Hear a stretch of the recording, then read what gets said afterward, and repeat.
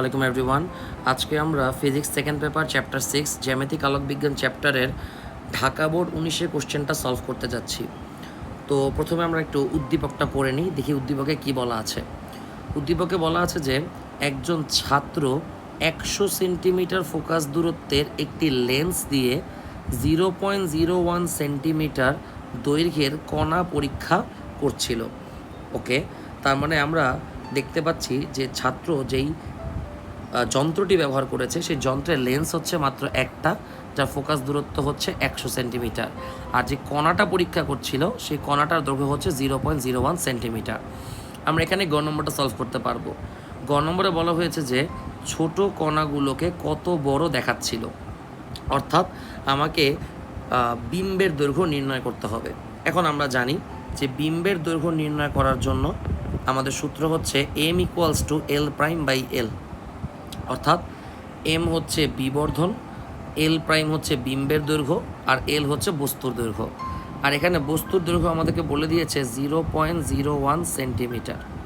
তার মানে আমাদেরকে মূলত m অর্থাৎ বিবর্ধন বের করতে হবে।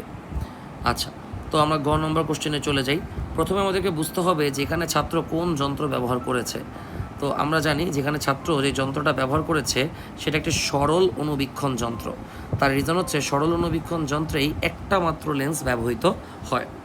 আর সরল অনুবীক্ষণ যন্ত্রে বিবর্ধন বের করার সূত্র হচ্ছে 1 + d/f, যেখানে d মানে আমরা জানি স্পষ্ট দর্শনের নিকটতম দূরত্ব, যার ভ্যালু হচ্ছে 25 সেন্টিমিটার, আর ফোকাস দূরত্ব প্রশ্নে বলা আছে 100 সেন্টিমিটার। তাহলে ক্যালকুলেটর চাপলে আসতেছে 1.25। তাহলে বিবর্ধন যেহেতু 1.25 পেয়ে গেলাম, তাহলে আমরা কিন্তু এখন বিম্বের দৈর্ঘ্য পেয়ে যাব। যদি ক্যালকুলেটর চাপি তাহলে বিম্বের দৈর্ঘ্য আসতেছে 1.25 × 0.01, অর্থাৎ 0.0125 সেন্টিমিটার। অর্থাৎ যেখানে বস্তুর দৈর্ঘ্য ছিল 0.01, সেখানে বিম্বের দৈর্ঘ্য হচ্ছে 0.0125 সেন্টিমিটার। আমরা এবার ঘ নম্বরে যাব, তার আগে উদ্দীপকের বাকি অংশটা একটু রিডিং দেই।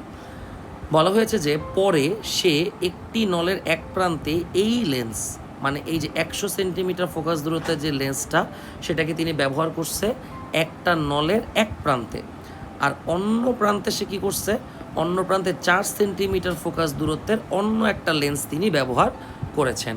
অর্থাৎ এইবার আমাদের যে যন্ত্রটা, সেই যন্ত্রে দুইটা লেন্স ব্যবহার করা হয়েছে।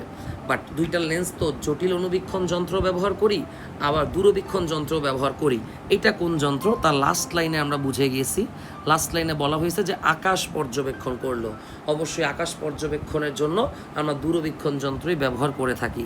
তার মানে ঘ নম্বরে আমাকে বলা লাগবে যে যন্ত্রটা একটা দূরবীক্ষণ যন্ত্র। এবার আসি দূরবীক্ষণ যন্ত্র নিয়ে কি কোশ্চেন করেছে একটু দেখি। বলা হয়েছে নল ব্যবহার করার পর আকাশের কোনো বস্তুকে দেখতে চাইলে কোন ফোকাসিংয়ে বেশি বড় দেখাবে। অর্থাৎ আমাদেরকে দূরবীক্ষণ যন্ত্রের ফোকাসিং রিলেটেড প্রশ্ন করেছে। তো আমরা জানি দূরবীক্ষণ যন্ত্রে দুই ধরনের ফোকাসিং আছে। একটা হচ্ছে স্পষ্ট দর্শন ফোকাসিং, বা এটাকে বলা হয় নিকট ফোকাসিং, আর আরেকটা হচ্ছে স্বাভাবিক দর্শন ফোকাসিং,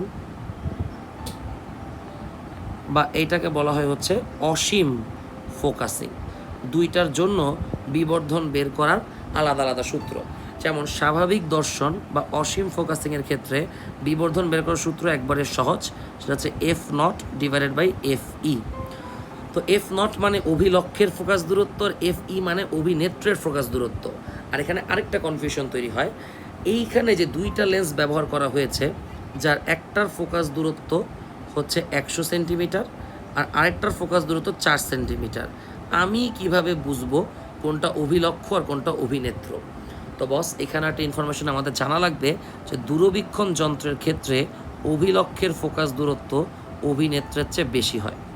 আবার জটিল অনুবীক্ষণ যন্ত্রে কিন্তু ঠিক উল্টাটা হয়, সেখানে অভিনেত্রের ফোকাস দূরত্ব বেশি হয়। তো এই ইনফরমেশনটা খুবই ইম্পর্ট্যান্ট। যন্ত্র চেনার আরেকটা উপায় হচ্ছে যে কার ফোকাস দূরত্ব বেশি।